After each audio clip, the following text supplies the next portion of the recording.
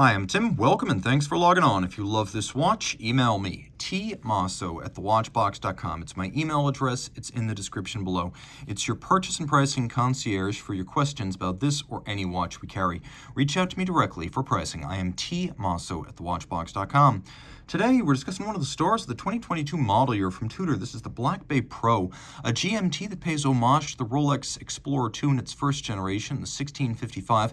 Tudor seems to be able to do retro re-editions of Rolex watches, even though Rolex shies away. And that's a good thing, because Tudor often gives buyers better value and all the same features.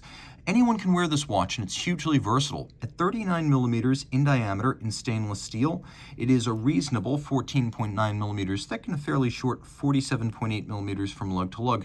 There's a very versatile 20 millimeter spacing between the lugs, and I've done 3 videos, this is the third, of this watch on the 3 different factory bands available, the 2 straps and the bracelet. So what you're looking at here is full rubber with a contrasting stitch. I'll throw this watch on my wrist, which is 16 centimeters in circumference, and it's very comfortable. One of the nice things about a rubber strap is that unlike leather, it doesn't need to break in, so it's flexible right from the get-go. As a result, I don't have to strangle my wrist pulling it super tight to get it to sit. The watch isn't thin, but it isn't super thick either. It'll be fine with a jacket cuff and most sleeves. Taking a look down the barrel, you can see that the lugs are well inboard of each edge of my wrist, so I'd recommend this watch for a wrist as small as 14 centimeters in circumference. And you can see even from over the top, which always exaggerates the span of a watch and the length of the watch across the wrist, the lugs are still not over the edge of my arm. The strap's a good-looking piece. Like the dial, it has a bit of fauxtina going. This is rubber, and so is the bottom. You can see that there's a snowflake hand-style motif on the bottom that references the Tudor snowflake hand designs on the dial. We have a contrasting stitch that matches the tone of the printing as well as the hands and the indices. It tapers and thins as you get down toward the bottom. You can see no crimping, no gouging. This is a Tudor factory strap in outstanding condition. We have the Tudor shield that is part of the single-fold clasp. You can see it well, just like that. Ceramic, spring-loaded pin snaps to ensure that the tolerances of the clasp remain snappy over time. There's the Tudor Shield logo that took over after about mid-1968. The Rose logo is the older logo, and you will find it on the crown. Now, it's a deploying clasp with a clamshell lock and a little kerf so you can dig your nail in underneath the clamshell. It is thick gauge steel, and while not as elaborate as a Rolex clasp, it does inspire confidence, some protection against dropping your watch by accident.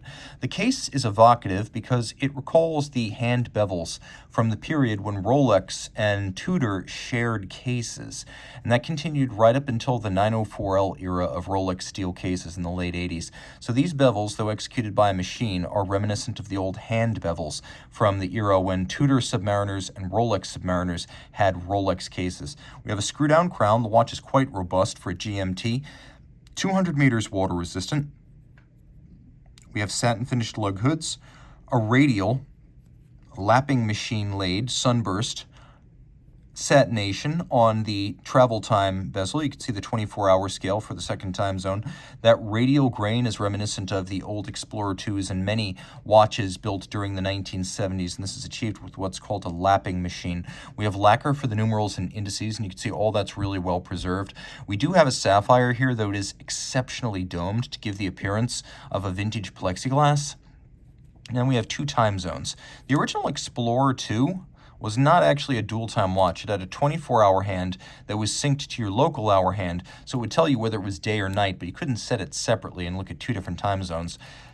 From the mid-80s, early to mid-80s, the 16550 brought us into the modern era of the Explorer 2 with an independent second time zone, and that's exactly what we have right here. You can see snowflake hands, reminiscent of the Tudor Submariner snowflake dial designs from the late 60s through mid-70s. We've got a fauxtina that's remarkably coherent and complete.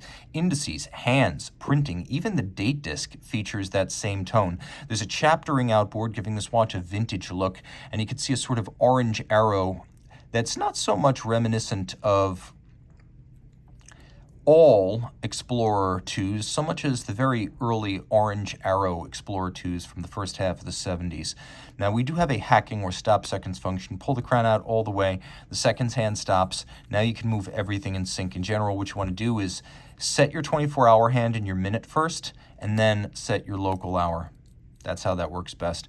It is a certified chronometer, but before we talk about the movement, let's talk about the loom. Take a good look and you can see that the indices are not actually printed features like they would have been on the original Explorer 2. They're actually solid three-dimensional discs or medallions of luminova. Take a look in the dark and watch us. Plenty of loom, yes, and you can see all four hands are loomed, but you've also got that three-dimensional quality of those placed cylindrical indices and the triangle and the baguette indices. It's a cool look that gives you a lot of glow, but also an extra element of depth that you don't find on even a lot of applique index loomed dials. Flipping it all over, there's nothing to see, but I always like to show the case back. Inside you have a caliber MT5652 bidirectional automatic winding with a rotor bearing, 70-hour power reserve stop seconds, 4 Hz beat rate, COSC chronometer certification, 28 joules. It's got a full balance bridge and a free sprung balance for shock tolerance. And again, it does feature the 12 and 24-hour independent time zones. Reach out to Team Mosso at thewatchbox.com for purchase and pricing details.